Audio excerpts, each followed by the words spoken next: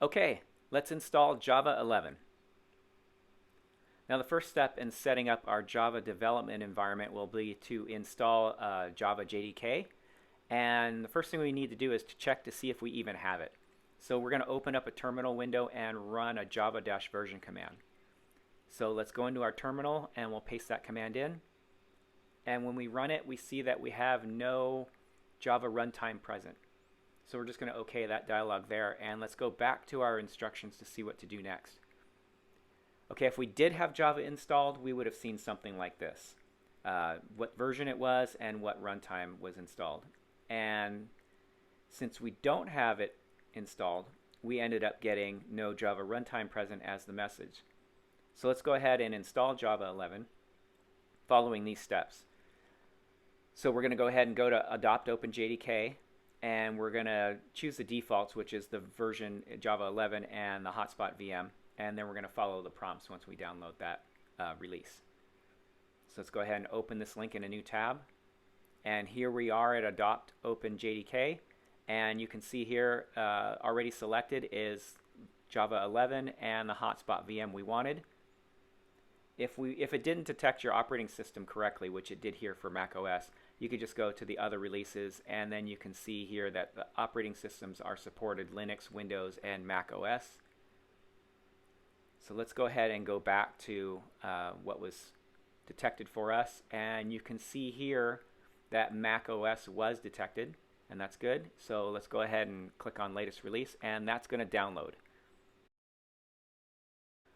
Okay, that's downloaded, so let's go ahead and click on that once we've checked our instructions to see what to do next. So we're going to follow the prompts. So let's click on it, and it's going to open the installer package, and we're just going to go ahead and hit the continue button and accept the license.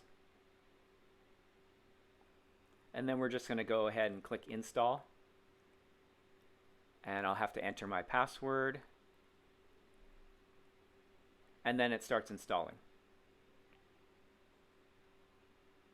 Okay, that's all finished, and we don't need it, so let's just go ahead and delete it. So now what we want to do is go ahead and run that Java version command again in our terminal window and see what we get now. So we'll paste, and there it is. Java 11 is installed just as we wanted. Okay, now let's install Visual Studio Code. It's a nice code editor. So the steps to install is we'll be going to visualstudio.com, and we're going to go ahead and download and extract the binary, and we can run it from where it is, or we can move it to our applications folder. So let's go ahead and open that in a new tab.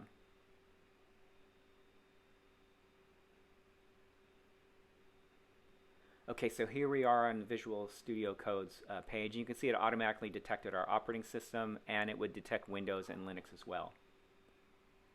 So let's go ahead and download that. And while it's downloading that, you can look at their webpage. It's a really nice code editor. I like it. It's lightweight. You could use a full-blown Java editor such as IntelliJ's IDEA. But for now, let's just go ahead and keep it light, and we'll use Visual Studio Code.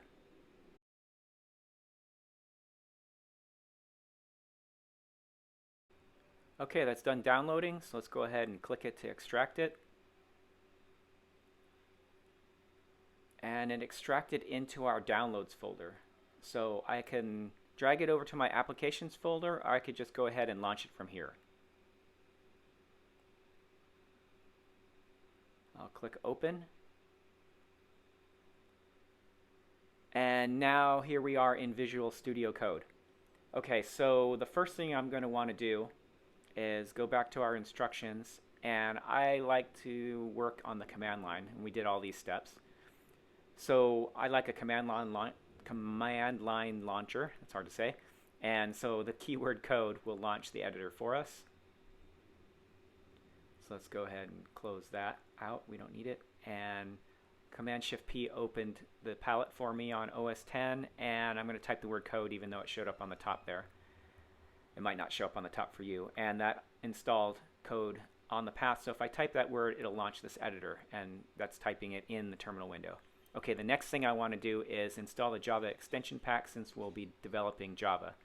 So again, I'm going to do Shift Command P to open up the palette for all the commands, and then I want to install something, so I'm going to type the word install, and then we see install extensions. I like that one, so I'll click it, and now Java is what we want to install, and the Java extension pack is the one that we want.